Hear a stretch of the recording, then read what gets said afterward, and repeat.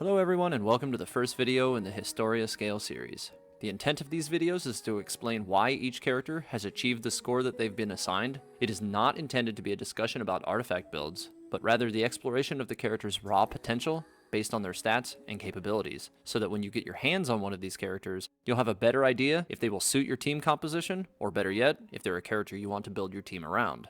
In this video, I'm going to lay out all of the metrics a little more thoroughly than the videos that will follow, so that you will have a better understanding of what's at work with the scale.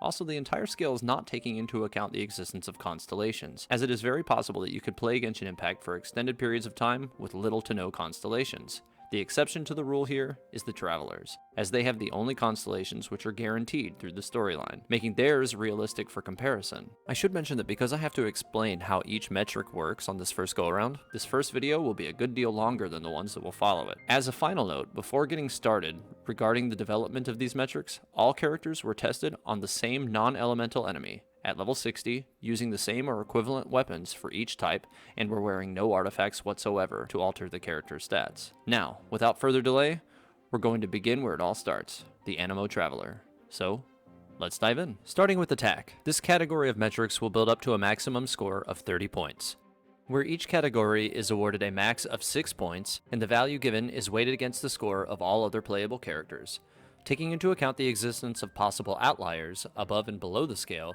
who would just receive a max or minimum score. Up first is the base damage. This is an evaluation of the base damage stat of the character in comparison with all other characters. Traveler's base attack is 41.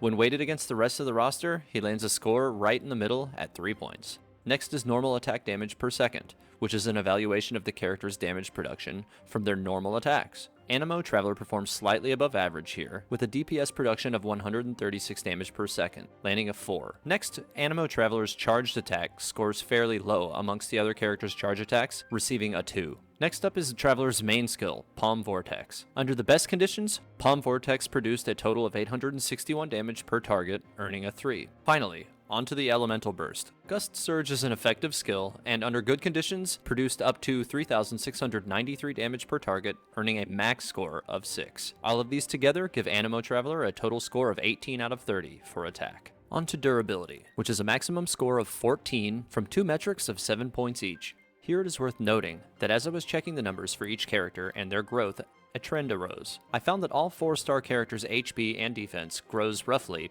between level 1 and level 60 by 686%, and all 5-star characters' HP and defense grows by 733%, with exceptions of a couple of outliers. The most noteworthy of those outliers are the Travelers, whose growth is 686% like that of a 4-star character.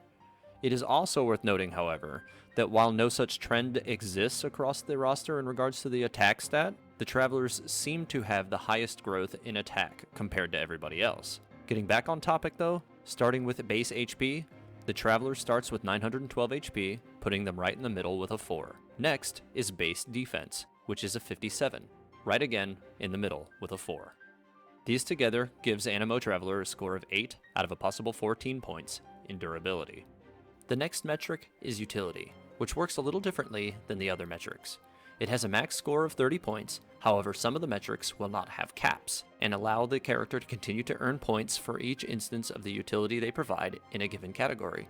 Starting with travel add-ons, this would include abilities which gives characters a greater control of the battlefield in regards to movement, such as abilities that freeze water, allowing you to access areas which would be difficult or impossible to reach otherwise. In this category, the Anemo Traveler scores a 0. Next category is puzzles, where this would include the ability for a character to be useful in solving world or dungeon puzzles, not including elemental statue activation. Those statues are something that all characters are capable of unlocking and thus not weighed on the scale. In this category, Anemo Traveler also scores a 0, as no such puzzles currently exist which require Anemo activations. Environmental Breaker is up next. A fairly straightforward metric including a character's ability to easily break rock materials or walls, burn thorns, etc. For this, Traveler receives 1 point. There are many instances of thorns around the world inside dungeons, and many of those have torches or enemies wielding flaming clubs nearby. Using Palm Vortex or Gust Surge nearby those sources will spread the fire and burn the thorns, awarding Anemo 1 point.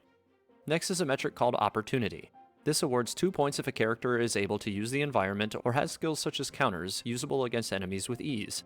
In this category, Traveler picks up 1 point for their ability to knock enemies off a cliff, causing falling damage. The reason Traveler only gets 1 point, as opposed to 2 points as mentioned, is because this will only come up situationally in the presence of a glyph. Next subcategory is Talent Passives. This category rewards between 0 and 3 points based on the usefulness of the talent with regard to combat or character progression. In this category, Traveler receives 3 points for their second Wind talent, which heals the Traveler during the use of the Palm Vortex skill.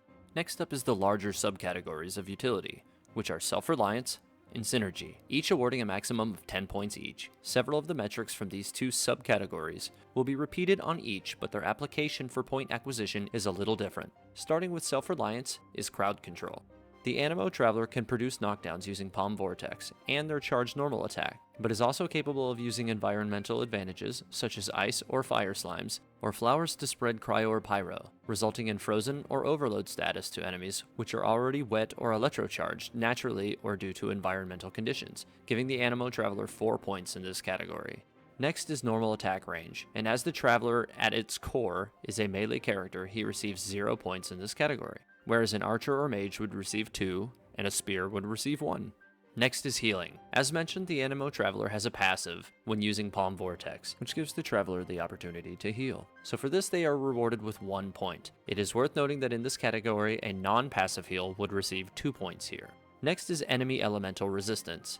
This assesses a character's ability to solo a like-type elemental enemy effectively. Where mages have no non-elemental abilities, they would score 0 points here, as they can end up in sticky situations quickly where you are unable to damage an enemy at all. Archers score 1 point in this category, as they only have a single attack in which they can effectively damage a like-typed enemy. And lastly, most melee characters can use both normal and charged attacks in this situation, resulting in 2 points. Traveler fits the bill of melee and as such is awarded 2 points.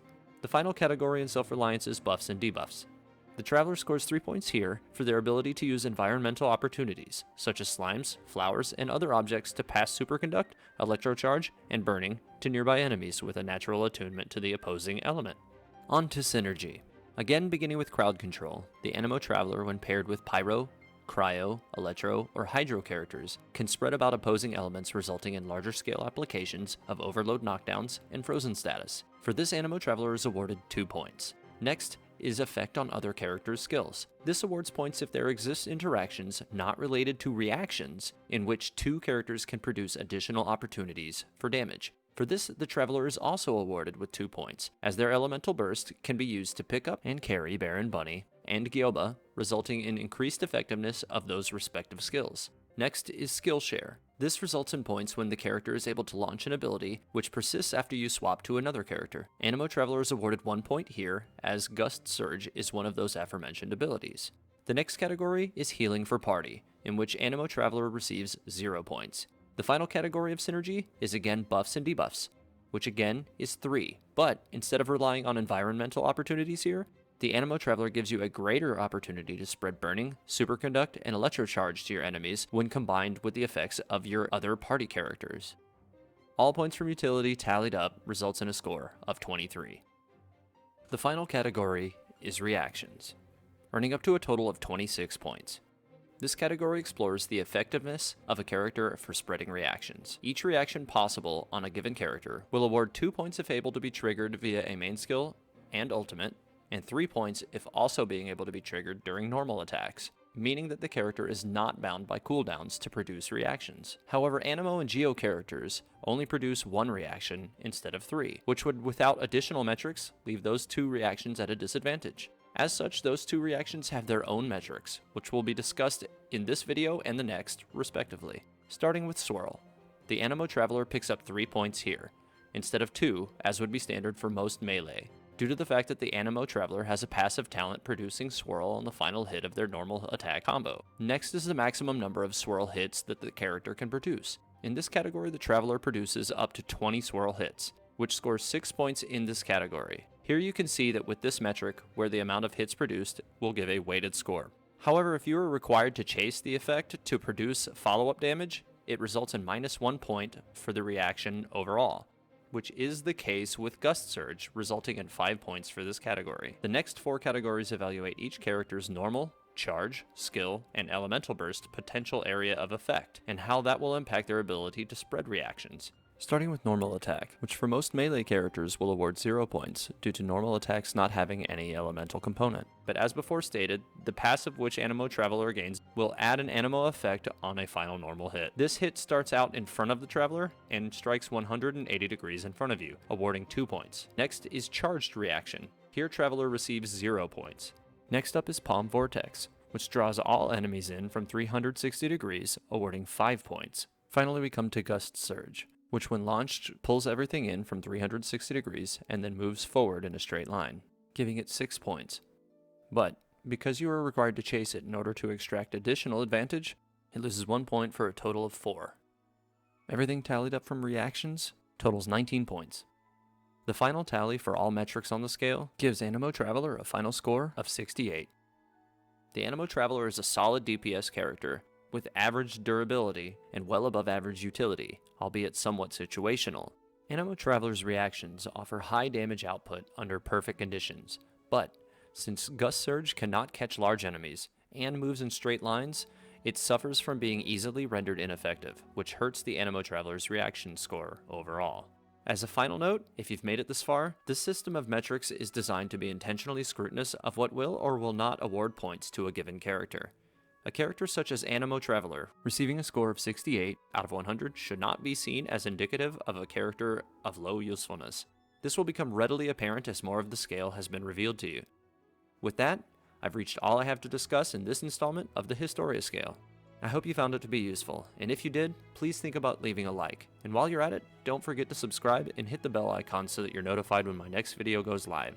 Thanks for watching Teyvat Historia. May the 7 guide you, travelers.